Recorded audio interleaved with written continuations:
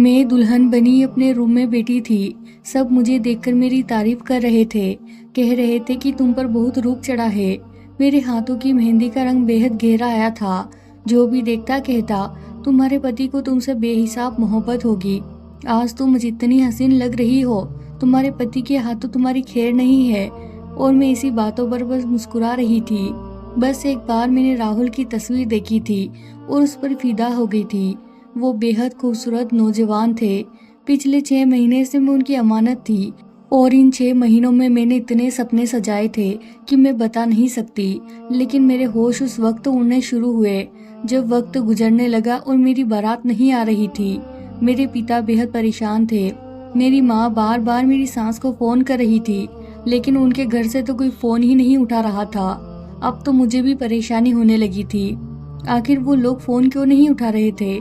मेरे पिता ने मेरे छोटे भाई को उनके घर भेजा ताकि पता करे कि क्या वजह है, और जो वजह सामने आई उसने तो मेरी जान ही निकाल दी।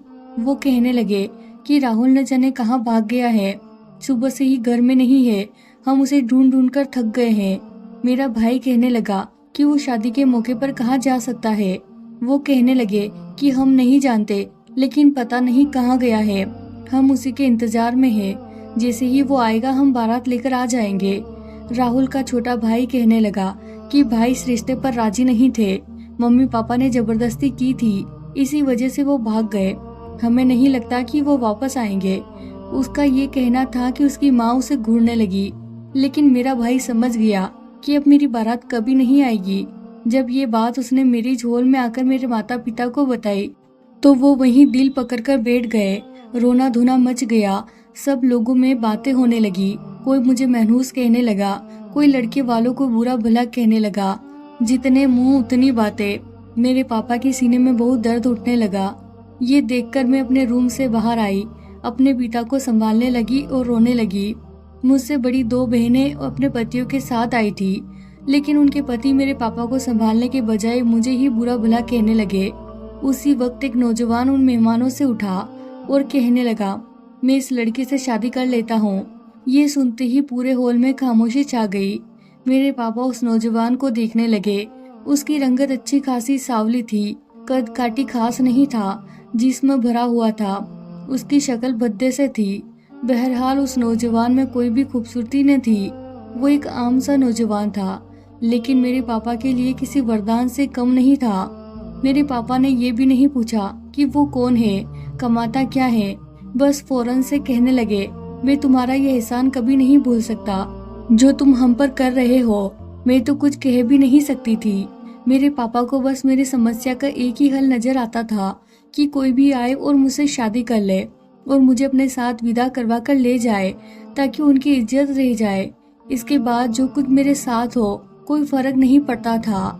रोते हुए मैंने हाँ किया था, और जब उसके साथ विदा होकर बाहर आई तो पीले रंग की टैक्सी देखकर मेरा दिमाग चकरा गया।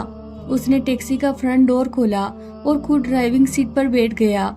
ये देखकर मेरा दिल ऐसा था जैसे किसी ने मुट्ठी में लेकर मसल दिया हो। वो एक ड्राइवर था, यहाँ शादी में आने वाले मेहमानों को छोड़ने आया था, और उन मेहमानों ने उसे रोक रखा था कि वापस वो उसी टैक्सी पर जाएंगे। इसीलिए उन्होंने उस टैक्सी ड्राइवर को हॉल के कोने वाले टेबल पर बिठा दिया था ताकि वो मेरी शादी का खाना खाकर जाए। और मुझे नहीं पता था कि मुझे उसी टैक्सी ड्राइवर के साथ विदा होकर उसके छोटे से घर के अंदर जाना पड़ेगा। एक पिछड़े से इलाके के एक छोटे से घर के बाहर वो टैक्सी खड़ी हुई थी। वो फ्रंट सीट से उतरकर अपने घर का ताला खोलने लगा, फिर मेरी साइड का दरवाजा खोला। मैं किसी बेजान मूर्ख की तरह उसे देख रही थी। मैं तो अपनी किस्मत पर आंसू भी नहीं बहा सकती थी। मैं टैक्सी से निकलकर उसके घर में दाखिल हुई। घर क्या था, बस सर छुपाने की जगह थी। सीमेंट का बना हुआ एक छोटा सा आंगन था जो बहुत छोटा था। एक तरफ छोटा सा बावर्ची खाना बना हुआ था, सामने एक ही कमरा था, एक किचन था। झटका मुझे उस वक्त लगा जब उसने मेरा हाथ थामा। मैं सोच भी नहीं सकती थी कि कोई यूं मेरी जिंदगी में आ सकता है। मुझे अपना हाथ बिल्कुल बेमतलब लग रहा था। मेरे आंसू टप टप बहने लगे क्योंकि मेरा सब्र अब जवाब दे चुका था। मैं रोने लगी। वो मुझे अपने कमरे में ले गया जहाँ एक साफ सुथरी चादर एक पुराने से पलंग पर बिछी हुई थी।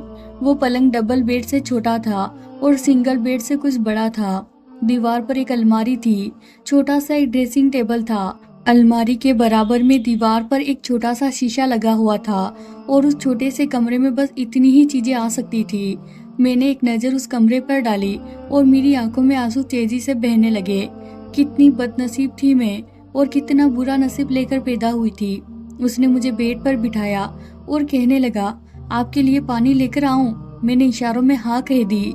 वो तुरंत कमरे से बाहर चला गया और कुछ देर बाद जब अंदर आया तो एक गिलास पानी मुझे पकड़ा दिया। मैंने उसके हाथ से स्टील का गिलास पकड़ा, बस 2 घूंट पानी पिया था और फिर उसे वापस पकड़ा दिया। वो मेरे सामने बैठ गया और कहने लगा, आपके साथ जो कुछ भी हुआ बहुत बुरा हुआ है। मैं अभी तक रोने में लगी हुई थी। वो और बोला, बस भी कर दे, आपको रोता देखकर मुझे दुख हो रहा है। मैंने सोचा, हाँ तुम्हें तो दुख होगा, तुम्हारी आज की रात तो बर्बाद हो जाएगी। तुम तो यही चाहते हो कि मैं जल्दी से अपना रोना बंद कर दूं ताकि तुम मेरे साथ अपनी सुहागरात को हसीन बना सको। लेकिन मेरा ऐसा कोई इरादा नहीं था। मैं चाहती थी कि कुछ समय उसके साथ यूं ही जिंदगी गुजारूं और फिर उससे तलाक लेकर वापस अपने मायके चली जाऊं। मैं इस शख्स के साथ जिंदगी नहीं गुजार सकती थी। उस नौजवान का नाम अर्जुन था। उसने 500 के कुछ नोट मेरे हाथ पर रखे और कहने लगा, यह आपका तोहफा है। शायद टोटल 5,000 थे। फिर मुझे याद आया कि राहुल की मम्मी कहकर गई थी कि हम 10 तोला जेवर तोहफे में देंगे। मेरी आंखों में आंसू उन पैसों पर गिरने लगे। कभी कभी इंसान कितना बेकीमत हो जाता है, ये कोई मुझसे पूछता। मैंने वो पैसे एक तरफ रख दिए। मैंने कहा, बात सुनिए। वो कहने लगा, जी कहिए। मैंने कहा, मैं अभी किसी भी रिश्ते के लिए तैयार नहीं हूँ। वो कहने लगा, मैं जानता हूँ आप मानसिक रूप से अभी किसी भी रिश्ते के लिए तैयार नहीं है। मैं आपको परेशान नहीं करूँगा, लेकिन जो आपका हक है वो तो मुझे देना ही है। यह कहकर उसने अपना तकिया उठाया, अपना रजाई उठाया, कमरे से बाहर चला गया। फरवरी का महीना था, इसीलिए बाहर ज्यादा ठंड नहीं थी। मैं बेड पर लेट गई, लेकिन शरारा पहनकर सोना मेरे लिए आसान नहीं था। मैंने अपने जेवर रोते हुए उतारे, फिर अपना दुपट्टा उतारकर एक तरफ रख दिया। अलमारी खोली तो वहाँ सिर्फ जेंट्स कपड़े थे। फिलहाल मेरी मजबूरी थी। मैंने उस शख्स का एक जोड़ा निकाला और वो पहन लिया, फिर बेड पर लेटकर सो गई। सुबह के वक्त उसका उठाना मुझे झुंझलाने पर मजबूर कर चुका था। वो मुझसे कहने लगा, मैंने फ्रिज में खाने पीने का कुछ रख दिया है, आपको जो भी बनाना हो आप पका सकती है। मैं खामोश होकर बैठ गई, उसका छोटा सा घर देखने लगी। मेरे माँ बाप ने तो मुझे पलटकर पूछा तक नहीं था कि मैं जिंदा हूँ या मर गई। जब भी अपनी गुजरी हुई जिंदगी को याद करती मुझे रोना आ जाता था। बार बार मैं ऊपर वाले से एक ही सवाल करती थी कि मेरा क्या कसूर था जो मेरी शादी ऐसे शख्स से हो गई। शाम को जब वो वापस आया तो मैंने बस दाल ही बनाई थी। उसने चुपचाप दाल खा ली और कुछ सामान मेरी तरफ बढ़ा दिए। कहने लगा, इसमें कुछ औरतों के कपड़े हैं पहनने के लिए। मुझे ज्यादा अंदाजा तो नहीं था, इसीलिए जो समझ में आया वो मैंने ले लिया। 2 दिन से अपने मेरा कपड़ा पहना हुआ है और इस हुलिये में मैं आपको बाहर नहीं ले जा सकता। फिर कहने लगा, इस शॉपर्स में चादर भी है, उसे पहन लीजिएगा। मैंने कहा, मुझे आदत नहीं है। कहने लगा, डालोगी तो हो जाएगी। मैंने कहा, मुझे न तो ऐसी कोई आदत है और नहीं मैं डालना चाहती हूँ। मैंने बड़ी बेरुखी से जवाब दिया था। फिर मैं किचन में आ गई, बर्तन धोए और वैसे ही कमरे में आकर बैठ गई। उसने वही शॉपर्स जो बाहर रखे थे अंदर लाकर रख दिए। कहने लगा, इन कपड़ों में एक मेहरून कलर का जोड़ा भी है, वो पहन लीजिएगा। यह सुनकर मेरा दिल हलक में आ गया था। जैसे ही मैंने वो शॉपर्स खोला तो वो एक हल्का फुल्का सा फैंसी जोड़ा था जिसका रंग मेहरून था। उसके साथ मेहरून चूड़ियां भी थी, मेहरून कलर की लिपस्टिक भी थी और कुछ मेकअप भी था। फिर मैंने उसकी तरफ देखा तो वो मुस्कुरा रहा था। उसकी मुस्कुराहट देखकर मेरे पूरे जिस्म में करंट दौड़ गया। मैं उसकी तरफ देखते हुए अचानक बोली थी, मुझे आपके साथ ऐसा कोई भी रिश्ता नहीं बनाना है। कहने लगा, अब तो काफी दिन गुजर चुके हैं। मैंने कहा, देखिए मेरी बात सुनिए, मुझे आप पसंद नहीं है, मैं आपसे मोहब्बत नहीं करती। जो कुछ हुआ वो एक हादसा था। कहने लगा, मैं जानता हूँ सब कुछ वैसा नहीं हुआ जैसा होना चाहिए था, लेकिन हो तो चुका है ना। आपको मेरे जज्बात का भी ख्याल रखना चाहिए। और रही बात मोहब्बत की, तो मोहब्बत तो हमेशा शादी के बाद ही होती है। आप इसे पहन ले, मैं बाहर आपका इंतजार कर रहा हूँ। मैं उसके साथ ऐसा कोई भी ताल्लुक कायम नहीं करना चाहती थी। 1 घंटे बाद जब वो कमरे में आया तो मुझे उसी पुराने होलियों में देखकर वो गुस्से में बैठ गया। कहने लगा, आपने कपड़े क्यों नहीं बदले? मैंने कहा, मैं आपसे मोहब्बत नहीं करती, आप चाहे तो मुझे छोड़ सकते हैं। मेरा यह कहना था कि उसके माथे पर बल पड़े। उसने कहा, मैंने आपको अपनी इज्जत इसीलिए नहीं बनाया था कि आपको छोड़ दूं। सबके सामने इंसान छोड़ने के लिए नहीं अपनाता है। मैंने कहा, मैं आपसे पहले भी कह चुकी हूँ कि वो एक वक्ती मजबूरी थी। प्लीज इस रिश्ते को अपने सर पर सवार मत करें। मेरा और आपका कोई जोड़ नहीं है। मैं अच्छी खासी पढ़ी लिखी हूँ, नौकरी करके अपना गुजारा कर सकती हूँ। कहने लगा, ठीक है, कितना वक्त चाहिए आपको? मैं आपको वक्त दे देता हूँ। मैंने कहा, मुझे फैसला चाहिए, दे सकते हैं तो बड़ी मेहरबानी होगी। मेरी यह बात सुनकर वह वापस बाहर चला गया। अगले रोज मैं आंगन में बैठी चाय पी रही थी जब सामने से कुछ आवाज सुनाई दी। मैंने देखा तो एक खूबसूरत नौजवान सामने छत पर खड़ा मुझे इशारे कर रहा था।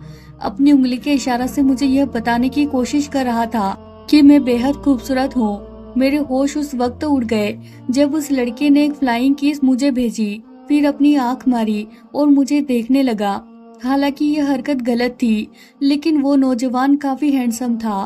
फिर इशारों इशारों में उसने मुझसे मेरा फोन नंबर मांगा। मैंने उंगलियों के इशारे से उसे फोन नंबर बता दिया और उसी वक्त घर का दरवाजा खुला। अर्जुन अंदर दाखिल हुआ। उसे देखकर मैं कुछ नर्वस हो गई। वह नौजवान भी अपनी छत से नीचे उतर गया। अर्जुन ने दूसरी नजर उसी छत पर डाली और मुझसे कहने लगा, यहाँ मत बैठा करो, सामने बहुत से गलत किस्म के लोग रहते हैं, काम धंधा कोई है नहीं, मोहल्ले वाली लड़कियों को परेशान करते हैं। मैंने दिल में सोचा कि जो भी करते हैं, मेरा तो वक्त गुजर ही जाएगा। कम से कम शक्ल सूरत से अर्जुन से कई गुना बेहतर है। मैंने अब रोज का यह रूटीन बना लिया था कि जैसे ही अर्जुन बाहर जाता, मैं उस लड़के से इशारों में बातचीत करने लगती। एक बार रात के वक्त उसका फोन आ गया। कहने लगा, जब से तुम्हें देखा है मैं तो तुम्हारे हुस्न का दीवाना हो गया हूँ। मैंने कहा, अच्छा, जानते हो मैं कौन हूँ? कहने लगा, हाँ पता है, तुम उस काले बदसूरत से ड्राइवर की पत्नी हो। पता नहीं इतनी खूबसूरत बीवी कैसे मिल गई उसको, लेकिन तुम्हारे साथ तो बहुत बड़ी जाति हो गई। मैंने कहा, यह बात तो है, जाति तो मेरे साथ हुई है, लेकिन अब क्या कर सकते हैं। वह कहने लगा, तुम्हारे साथ बहुत बुरा है, लेकिन कोई बात नहीं, मैं हूं ना, तुम्हारी हर ख्वाहिश पूरी कर सकता हूँ। मैंने कहा, देखो, मैं तुमसे सिर्फ फोन तक ही ताल्लुक रखना चाहती हूँ, इससे ज्यादा और कुछ नहीं, क्योंकि मैं एक शरीफ लड़की हूँ। मेरी बात सुनकर वह हंसने लगा। कहने लगा, ठीक है, हम सिर्फ बातचीत तक अपना ताल्लुक रखेंगे। मैंने भी उसकी बात मान ली, क्योंकि अब मुझे अपना दिल तो लगाना था और इस ड्राइवर से मैं अपना दिल नहीं लगा सकती थी। मैंने उस लड़के से फोन पर बातचीत शुरू कर दी। वह मेरी बहुत तारीफ करता रहता कि मैंने आज तक तुम जैसी खूबसूरत लड़की नहीं देखी, और मैं उसकी तारीफें सुनकर बहुत खुश होती। मेरा पति वैसे भी कमरे में नहीं सोता था, बाहर चारपाई पर जाकर लेट जाता था। मुझे बस यह करना होता था कि उसके कपड़े प्रेस कर दूं और उसे खाना बनाकर दे दूं। मैं उससे ज्यादा बातचीत करती थी और न ही उसके करीब आती थी। ज्यादातर वह लड़का मुझसे रात को बातें करता था। उसका नाम विक्की था। एक बार कहने लगा, मैं तुम्हें देखना चाहता हूँ। मैंने कहा, रोज तो देखते हो। कहने लगा, वैसे नहीं, करीब से। ऐसा करते हैं, किसी होटल या रेस्टोरेंट में मिलते हैं। मैंने कहा, ना बाबा ना, मुझे डर लगता है। कहने लगा, जब प्यार किया तो डरना क्या? मैंने कहा, मैंने तुमसे प्यार नहीं किया, बस बातें करती हूँ। कहने लगा, वह भी करने लगोगी? कहने लगा, मुझ में क्या कमी है, अच्छा खासा तो हूँ। मैंने कहा, हाँ, अच्छे खासे खूबसूरत हो, लेकिन कमाते तो कुछ नहीं हो। मेरी बात सुनकर वह हंसने लगा। कहने लगा, क्या फर्क पड़ता है, तुम्हें सिर्फ खूबसूरती से मतलब होना चाहिए, वह मेरे पास है। मैंने कहा, खाली जेब कुछ अच्छा नहीं लगता। हाँ, अगर तुम कुछ करने लग जाओ तो मैं तुम्हारे बारे में सोच सकती हूँ। कहने लगा, एक ड्राइवर की बीवी होकर तुम्हारा इतना नखरा है। मैंने कहा, आज तक मैंने उसे अपने करीब नहीं आने दिया। मेरी बात सुनकर कहने लगा, मैं कैसे यकीन कर लूँ? मैंने कहा, मैं तुमसे कह रही हूँ। कहने लगा, सबूत दो इस बात का। मैंने कहा, मैं ऐसे कैसे सबूत दे सकती हूँ? तो वह हंसने लगा।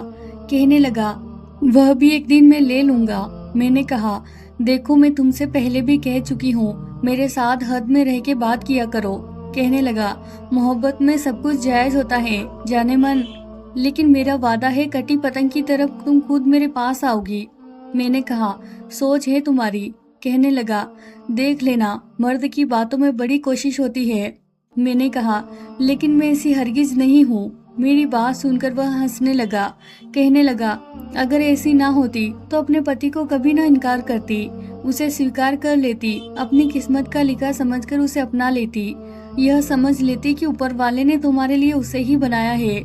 लेकिन तुमने ऐसा नहीं किया। कब तक तुम खुद को इन ख्वाहिशों से दूर रख सकती हो? मैं तुम्हारे अंदर ऐसी आग लगा दूंगा कि तुम किसी पके हुए फल की तरह मेरे दामन में गिरोगी और खुद मुझसे यह कहोगी कि विक्की मुझे अपनी मोहब्बत में रंग दो। पता नहीं क्यों, लेकिन मुझे उसकी बातें बहुत बुरी लगी। मैंने फोन बंद कर दिया। अगले रोज अर्जुन मुझसे कहने लगा कि तैयार रहना, हम खाना खाने के लिए एक रेस्टोरेंट में जाएंगे। मैं तैयार हो गई। काफी दिन से बाहर नहीं गई थी, इसीलिए सोचा कि खाना खाने में तो कोई हरज की बात नहीं है। जिस रेस्टोरेंट में हम खाना खाने गए, वहाँ पर लोगों को मैं देख रही थी। हालांकि वह एक टैक्सी ड्राइवर था, लेकिन मुझे अच्छे रेस्टोरेंट में ले आया था। एक कोने वाला टेबल उसने चुना ताकि मैं आराम से खाना खा सकूं। वहीं पर उसने मुझे एक बारीक सा सोने का छल्ला भी दिया था। वह ज्यादा कीमती तो नहीं था, लेकिन मैंने उसका दिल रखने के लिए पहन लिया। कहने लगा, बहुत अच्छी लग रही हो। मैंने कहा, बहुत शुक्रिया खाने का। मेन्यू कार्ड उसने मेरी तरफ बढ़ा दिया। मैंने कहा, तुम अपनी हैसियत के मुताबिक जो चाहो मंगवा लो। मेरे लहजे में अभी भी नफरत थी। कहने लगा, यह दावत मैंने तुम्हारे लिए की है, तुम जो चाहो मंगवा लो। उसकी बात सुनकर मैंने एक मुस्कान के साथ उसे देखा। मैंने कहा, तुम मेरी दावत अफोर्ड नहीं कर सकते। वह कहने लगा, तुम्हें जो मंगवाना है मंगवा लो, मेरी जेब में इस वक्त अच्छे खासे पैसे हैं, तो मैं तुम्हें इस रेस्टोरेंट में लाया हूँ। कुछ सोचकर ही लाया होगा ना। शायद उसने पिछले 2-4 महीने की अपनी सारी जमा पूंजी आज ही उड़ाने का सोच लिया था। मैंने ऑर्डर कर दिया था। खाना मैंने खूब शेयर करके खाया था, क्योंकि जब चीजें मेरी पसंद की थी। लेकिन आइसक्रीम खाते हुए थोड़ी सी आइसक्रीम मेरे कपड़ों पर गिर गई। मैं वॉशरूम में अपना दुपट्टा धोने के लिए चली गई, लेकिन जैसे ही वॉशरूम से बाहर आई, वहाँ एक लड़का खड़ा था। वह मुझे तंग करने लगा और गलत बातें करने लगा। मैंने उसे खरी खोटी सुना दी, लेकिन मुझे नहीं पता था कि वह मेरा हाथ पकड़कर मुझे वॉशरूम में ले जाएगा। मैंने चिल्लाना शुरू कर दिया तो उसने मेरे मुंह पर हाथ रख दिया, लेकिन अचानक दरवाजा खुला और सामने अर्जुन खड़ा था। यह सब देखकर उसकी आंखों में तो जैसे खून उतर आया था। वह तुरंत मेरे पास आया और उस लड़के को इतना मारा कि मार मार कर लहूलुहान कर दिया। बहुत से लोग वहां जमा हो गए। रेस्टोरेंट का मैनेजर तक आ गया। फिर उसने उस लड़के को पुलिस के हवाले कर दिया। पहली बार मैंने अर्जुन को इतने गुस्से में देखा था। घर आते ही मैंने देखा कि उसका हाथ काफी जख्मी हो चुका था। उस लड़के ने भी अर्जुन को मारा था। एक जख्म उसके होठ के पास था। पहली बार मुझे उसका एहसास हुआ था। मैंने कहा, तुम्हें क्या जरूरत थी उससे लड़ने की? कहने लगा, शुक्र करो मैंने उसके जान से नहीं मार दिया। अगर वहाँ का स्टाफ और वह मैनेजर नहीं पहुँचता तो वह लड़का मेरे हाथों से आज खत्म हो जाता। मैंने कहा, इतनी मोहब्बत करते हो मुझसे? पता नहीं मैं उससे क्या सुनना चाहती थी और क्यों सुनना चाहती थी। कहने लगा, तुम मेरी इज्जत हो और लानत है ऐसे मर्द पर जो अपनी इज्जत पर किसी दूसरे की गंदी नजर डालने दे, और लानत है ऐसी औरत पर जो अपने पति के होते हुए किसी गैर मर्द के सामने खुद को 2 टके की होकर पेश करे। कहने लगा, जानती हो, औरत का हुस्न और ज्यादा बढ़ जाता है जब उसका पति उसे प्यार और मोहब्बत की नजर से देखता है। जब वह अपने पति के लिए आंखों की ठंडक बन जाती है तो वह ऊपर वाले की नजर में भी बहुत बुलंद दर्जा पा लेती है। और अगर उसका हुस्न उसके पति के अलावा गैर मर्दों के लिए हो तो वो उस गंदगी की तरह होता है जिस पर हर मक्खी आकर मुंह मारती है। और तुम देख सकती हो कि हमेशा गले सड़े फल पर ही मक्खियां झुंडा रही होती है। औरत की हुस्न की मिसाल भी ऐसी ही है। अगर यह उसके पति के लिए सीमित रहे तो किसी कीमती खजाने की तरह है, वरना गले सड़े हुए फल की तरह। उसने बोला, तुम मेरे लिए बहुत कीमती खजाना हो, इसीलिए मैं ये बर्दाश्त नहीं कर सकता कि कोई तुम पर गलत नजर डाले। इसीलिए मैंने तुम्हें चादर लाकर दी थी, तुम पहनोगी तो मुझे अच्छा लगेगा। तुम भी खुद को महफूज समझोगी। वह बोलकर कमरे से बाहर चला गया। आज फिर से विक्की की कॉल आई थी, लेकिन मुझसे उससे बात ही नहीं हो पाई। पता नहीं क्यों अर्जुन की बातें मेरे कानों में गूंजने लगी। मुझे अपना आप बहुत छोटा सा महसूस होने लगा। मैंने बेवजह विक्की से लड़ाई कर ली, उसे अच्छी खासी सुनाई और फोन बंद कर दिया। मैंने कहा, अगर तुमने दोबारा मुझे कॉल की तो मैं अपने पति को बता दूंगी, वह तुम्हारी टांगे तोड़ देगा। उसके बावजूद मुझे विक्की की कोई कॉल नहीं आई। आज मैं खूब तैयार हुई और अर्जुन की पसंद का खाना भी बनाया, क्योंकि मैं इतनी भी बुरी नहीं थी कि खुद को 2 टके की कर लूं।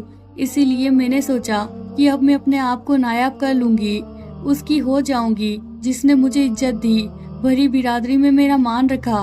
अर्जुन मेरे लिए उस वक्त हर हसीन मर्द से ज्यादा खूबसूरत था। शायद इंसान की नजर सामने वाले को खूबसूरत और बदसूरत बनाती है, वरना ऊपर वाले का बनाया हुआ हर बंदा ही खूबसूरत होता है। जिन नजरों से मैं आज उसे देख रही थी, मुझे उसमें कोई भी कमी नजर नहीं आ रहा था। उसका सांवला रंग मुझे उसके चेहरे पर जचता हुआ महसूस हो रहा था, और आज जिन नजरों से वह मुझे देख रहा था, मुझे अपना आप सैराब होता हुआ महसूस हो रहा था। वह मेरे लिए फूलों के गजरे लाया था। मैंने मुस्कुराकर अपनी कलाई में वह पहनी थी, फिर अपनी कलाई उसकी तरफ बढ़ा दी। वह मुझे हैरानी से देखने लगा।